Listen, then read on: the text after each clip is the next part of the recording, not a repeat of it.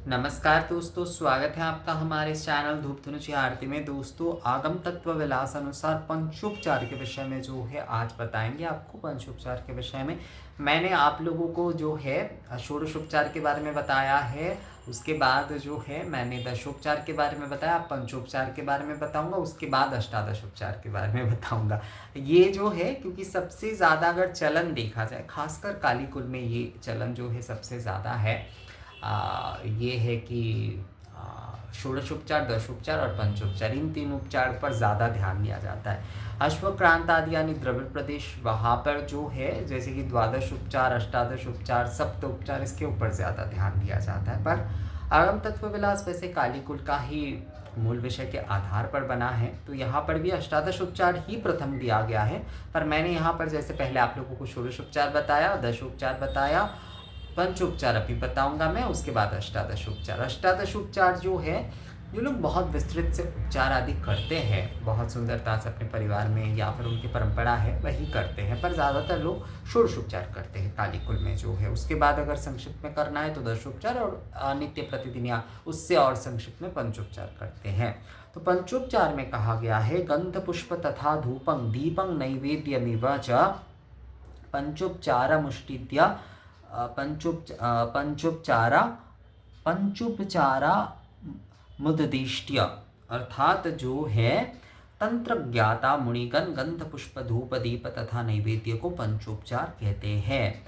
पंचोपचार के अभाव में गंध पुष्प से पूजन किया जाता है, मतलब गंध पुष्प धूप से ही आप केवल पूजन कर सकते हैं। आप देखिएगा बहुत सारे मंदिरों में केवल पुष्प और धूप दिया जाता है, उसमें चंदन का छिड़काव आदि होता है या फिर इस प्रकार का कुछ, और मूलतः जो है पुष्प और धूप दिया जाता है। पुष्प और धूप से जो है देखिएगा पूजन होता है। कई मंदिरों में जब आप पूजा देने के लिए जा रहे हैं तो वहाँ पर केवल मात्र यही होता है। तो ये शास्त्र में ही कहा गया है, देखिए कि अभावे गंध पुष्पाया तदभावे तु भक्ति, अर्थात जो है गंध पुष्प से अभावे, मतलब इन सारे उपचार के अगर आपके अभाव हो रहे हैं, पंचोपचार के होना नहीं चाहिए। गंध पुष्प धूप दीप नैवेद्य, ये आप का अभाव कुछ होना नहीं चाहिए।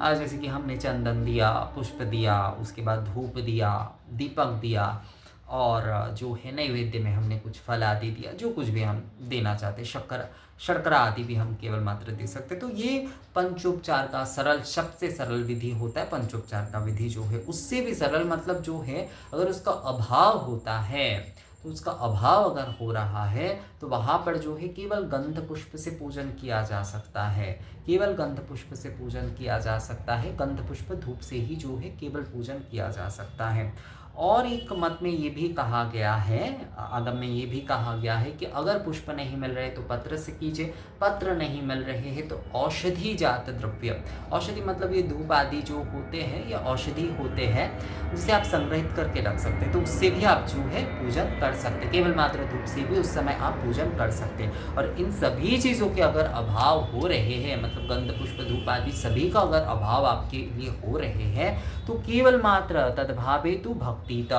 अर्थात जो है उसके अभाव में जो है भक्ति से पूजन करना चाहिए। केवल मात्र भक्ति से ही जो है आप पूजन कर सकते हैं। अर्थात पंचोपचार में गंध पुष्प धूप दीप नैवेद्य से आप पूजन करिए।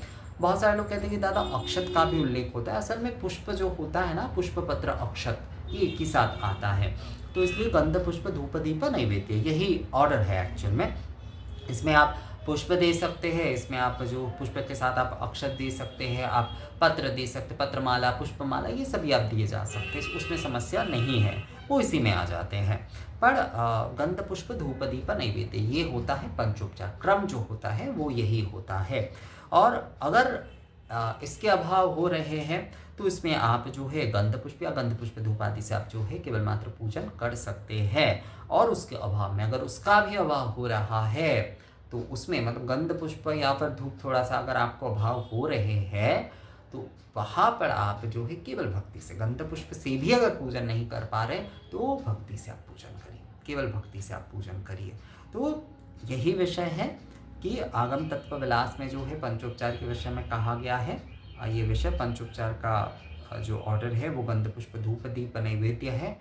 उसके अभाव में जो है गंध पुष्प से केवल पूजन किया जा सकता है, यानी गंध पुष्प धूप से ही जैसे कि पुष्प का भी अभाव हो सकता है कई जगह पर होता है, तो वहाँ पर ये जो संग्रहित औषधि होते धूप आदि, उससे आप पूजन कर सकते हैं केवल। और वहाँ पर अगर ये भी नहीं है तो आप जो है केवल भक्ति से पूजन करें, केवल भक्ति से आप पूजन कर सकते हैं। वो पूजन भी जो है वो पूर्ण होता है, एकदम जो है मानस भाव से जो है पूर्ण भक्ति के साथ जो है पूजन करने से भी वो पूजन पूर्ण ही होता है। तो मुझे लगता है ये वीडियो आप लोगों को समझ में आ गया है। और इस बारे में कोई सवाल आदि अगर आप लोगों का है तो आप लोग मुझे कमेंट्स करके या मेल करके बोल सकते हैं। मिलते हैं आपसे अगले वीडियो में, तब तक के लिए नमस्कार।